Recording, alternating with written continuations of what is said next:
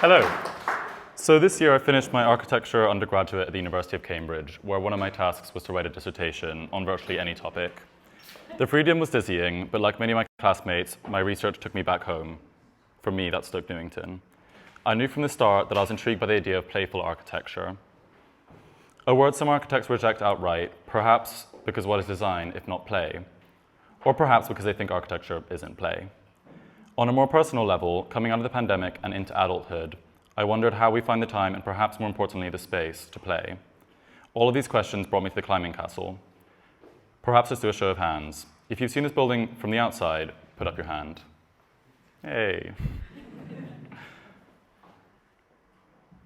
In that case, you've experienced the play of one or two Victorian architects, a bizarre response to past epidemics that has been retained and conserved far beyond its initial use. Now raise your hand if you've been inside the castle. In that case, you've likely seen the play of a few more architects, but more importantly, a whole community of inhabitants. I will briefly tell the story of how this playful castle form is found and what it took to find its playful climbing function. The first key player in the story is named William Chadwell Milne. When he became chief surveyor of the New River Company in 1810, it was struggling to compete with the other water companies, which drew from the polluted Thames. Since the early 17th century, the New River had carried spring water from Hertfordshire to Sadler's Wells, where a central reservoir was constructed. Through wooden pipes, propelled by windmills and horse gins, it supplied the City of London's growing population. This provision spread over the following centuries, with further reservoirs constructed in North London, as well as a cut joining it to the River Lee. But this lengthy course was challenging to maintain, and these leaky pipes were cumbersome to replace. Of Scottish descent, Milne was described as a representative of at least 8 generations of architects or men filling a similar office, a nepo baby, as we call him now. His vision for the New River would extend far beyond its banks, building bridges, churches, and entire neighbourhoods. Eventually, his focus turned to Stoke Newington. He leased 50 acres where the river crossed and then recrossed Green Lanes, which is North London's historic artery, as we all know. This included former brickfields, which he used to build 2 reservoirs with material salvaged from Old London Bridge, along with building this, I don't know how to use the laser, a small neoclassical pumping station. The company flourished, supplying 100,000 homes with 24 million gallons of water daily by 1848. But as expressed by 1830 satirical comics, it wasn't enough to supply fresh water. The company would have to provide clean water. According to this, a sample taken from a small stream supplying the New River in 1850, the condition of this water was very bad.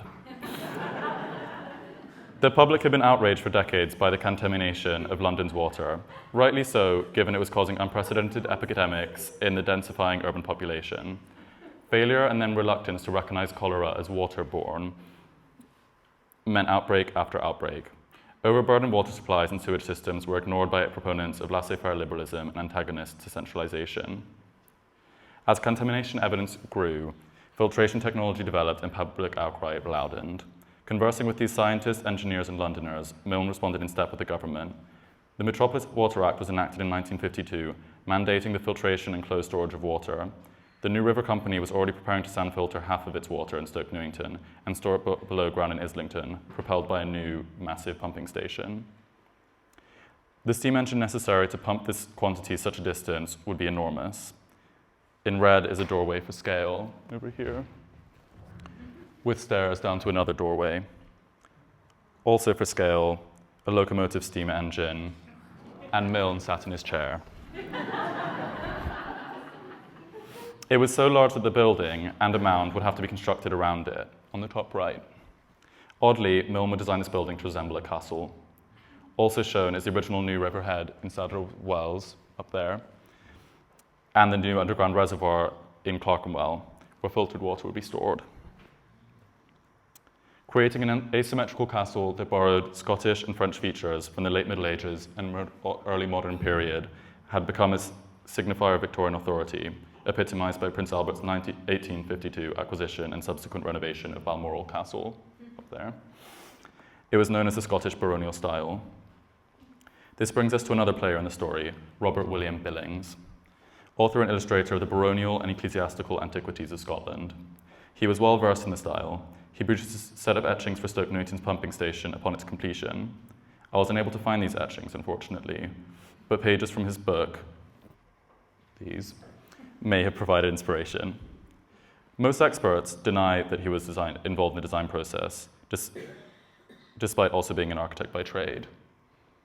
I slightly dispute this. An account decades later suggests otherwise. At the National Association for the Advancement of Art and its Application to Industry, when they met in Edinburgh in 1890, there's a record of the president for architecture, Robert Rowan Anderson, who recounts meeting Billings. He says, "I had just before then seen a building of his erected in the North London Waterworks. It is in the form of a castle. I asked him why he made a waterwork like a castle. His reply was, 'What would you have me make it like?' I replied, 'A waterwork.' But said he, 'Can you tell me what a waterwork is like?' So I must have a type to work from. As I could not do so, or convince him that he might originate one, I had to retire from the dispute, leaving Mr. Billings quite satisfied that a castle was a very good representative for a tower for pumping up water." I would say we have very similar conversations in the architecture department. Whether or not Billings was an architect of the pumping station, this presents it as a semiotic collage, a play of found forms with useful functions. At the beginning of my research, I found Billings' book and played around with the images as a literal collage, superimposing them on the castle as though I was reverse engineering the design process. The water tower could have been taken from Tolkien Castle across Regal Abbey, where a square room sits atop a circular tower. Mobilized to hold a tank 19.5 meters above the engine house floor, it would contain a cantilevered wrought iron staircase spiraling around the tank's substantial iron standpipe.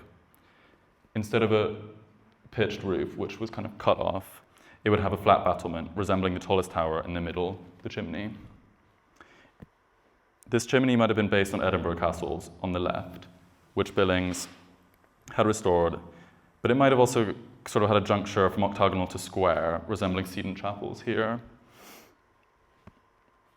It would meet the building between the aforementioned engine house, the taller building, and the lower boiler house, which is kind of adjacent to it. Another spiral staircase in the opposite corner of the engine house was in a turret, resembling that of Linlithgow Church, with a conical roof. It's also worth noticing these three buttresses, which were actually hollow and made to contain the massive flywheels of the engine. They were emblazoned with Milne's crest, reminding the outsider that regardless of what company controlled the pumping station function, the castle form was his. This form, of course, makes more sense in the mid-1800s context of Stoke Newington as a village, when the pumping station was surrounded by fields and wealthy residents who would have opposed anything that looked like a waterworks.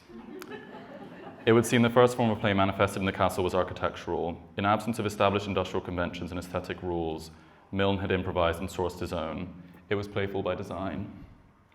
But this apparently spontaneous response also set in brick Milne's agenda. He wanted to prove to the public that he would protect their water supply, but this was in the hopes that he could retain a monopoly on water in Stoke Newington. Other pumping stations would lean on historicism with different styles but similar civic grandeur. Stoke Newington's new filtration system was successful. In the final cholera epidemic of 1866, the only fatalities were the customers of the East London water company. There was none in Stoke Newington. Over the next century, Stoke Newington was engulfed by London. The pumping stations surrounding urbanized, its ownership switched hands, and eventually its machinery ceased. But its walls remained the same. With the same embedded playfulness of its initial formation, the now dormant dynamism of its former functioning, it emanated the possibility of play. In 1955, the Woodbury Downs Comprehensive School, shown in that photo, was built on the opposite side of the reservoir to the castle, shown in that photo. In 1971, its dynamic, outward-facing headmaster, Michael Marland, became aware of a proposal to demolish the pumping station. The Metropolitan Water Board, successor to the New River Company, had, quote, a planning application, some say for offices, others say for a vehicle maintenance shed. Marland lamented in a letter to Sir Nicholas Pevsner, who ran the Victorian Society. He added, there seems to me to be no shortage of sites in the area for that kind of work. But it does seem that it would be a great loss to this part of London if this unusual building, which a number of residents regard with interest and even affection, should be lost. Furthermore, it is just possible that there may be some educational use for the building, as it seems to consist of one very large hall, which might make an indoor games hall or something of that nature. Unfortunately, he was wrong, as he would later discover, writing, "We visited the pumping station yesterday morning, and although disappointed that the interior did not offer one single uninterrupted floor space, they were fascinated by the building, impressed by the very high standard of maintenance so far. It had been renovated 10 years earlier. Overawed by the high-quality brickwork and architecture, there's a staggering spiral staircase, and are hopeful of future uses. My two architectural associates will be preparing a short paper and sketches on possible uses," shown here. A purpose for such a convoluted internal configuration was not going to be found anytime soon. These architects in training, Nicholas Ray and David Pritchard, made a series of proposals that were eventually published in the Architects' Review, including shooting ranges, bowling alleys, and mezzanine cafes. But would they ever be enacted?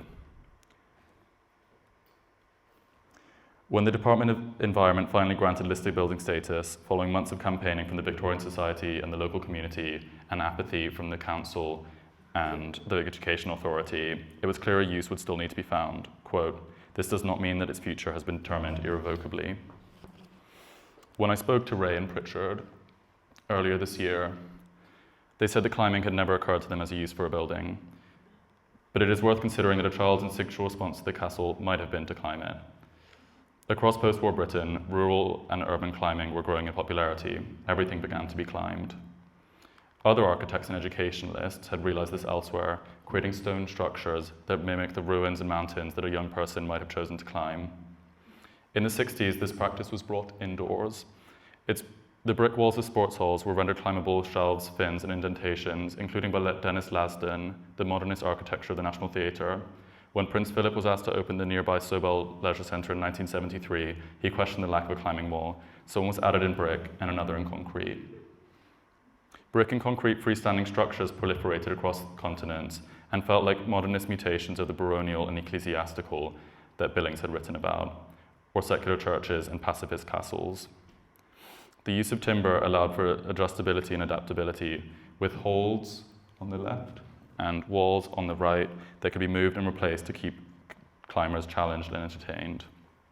Standardized synthetic holds and textured plywood walls proved to be the most practical combination, entering the mass production mainstream in the 80s. In the 90s, the castle received this treatment.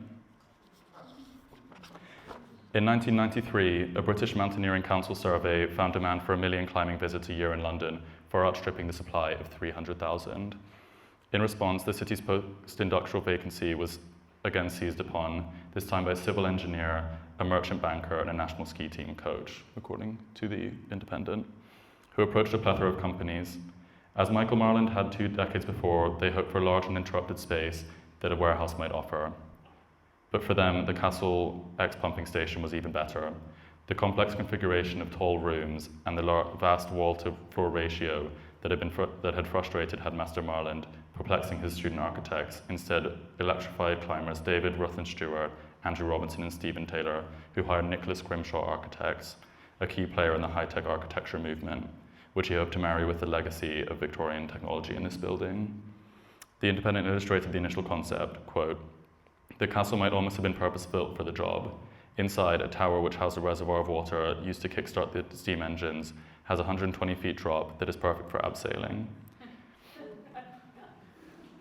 The pits, in which 3 flywheels, once part of the pumping mechanism, used to sit, drop 40 feet below the ground floor, and the wall rises a further 40 feet to the roof, offering potential climb of 80 feet, the highest indoor climbing wall in Britain. I've highlighted the climbing wall in red, the hypothetical climbing wall. They also imagined that a staircase would lead from the bottom of the boiler house to the partial top floor of the engine house, there in the middle, on which further mezzanines and spiral staircases and glass floors would be built. However, this vision proved too ambitious, at least for the short term. Instead, the ground floor was extended over there to cover the pump pits, where the stairs from the boiler house ended and the climbing wall started. In 1856, the London Illustrated News has celebrated the extensive view of the vast metropolis and surrounding country from atop the engine house, without clarifying who would experience this, given it was to house a machine. Now, The Independent explained that unlike mountaineers, rock climbers are less intent on getting to the top than finding the best way up a difficult rock face, even though it may be only a few feet high. This boasted the integrity of the sport. It was not concerned with the quasi-material gain of an expansive view from a safe platform, but instead with the immediate physicality and dizzying instability that consumed a climber along the way. The castle would not operate strictly as a mountain. Climbers would not climb its exterior or mount its rooftop, attaining this uninterrupted view of the surrounding landscape. Freestanding complexes had allowed this experience elsewhere, but neither protected building status nor weather would permit it here. Regardless, it pushed the horizons of its indoor climbing tradition, effectively inverting the mountain to celebrate its games of disguise and revelation, embedded in the castle's history and expressed in the tradition of mountaineering. Granted, one would climb on secondary walls divorced from the building's fabric and blocked from the few narrow windows to the urban landscape beyond. But as one rose, the internal view of the building would radically change, surpassing the partial top floor that once held the machine's rockers. The resin-coated plywood would give way to the original brick walls and windows and expose the roof's trusses and skylights. Further decades would pass before other elements of the building were activated, with variations on Grimshaw's ideal scheme. The boiler house would be filled with climbing walls, with a mezzanine constructed for bouldering. In the engine house, the walls of the pits and the tower would be rendered climbable. Its first floor would become another mezzanine for bouldering, as shown here, with a cafe and spiral staircase suspended below it, as opposed to constructed above it. But the character of Grimshaw's initial pared-down proposal would persist. All this to say, climbing was a perfect fit for the castle, reanimating it with bodies in vertical movement and bringing health to the community it serves. Its popularity has only grown, its structure spilling out onto the adjacent grass and into its neighbouring buildings. I wonder what Victorian Stoke Newington might have thought of it. Just the coloured plastic would have been so foreign to them. They would have been relieved that cholera has become very rare in London, but disappointed that it is still common elsewhere. And a country where pandemics are dismissed by those in power and where private water companies dump sewage into rivers, this might feel very familiar to them.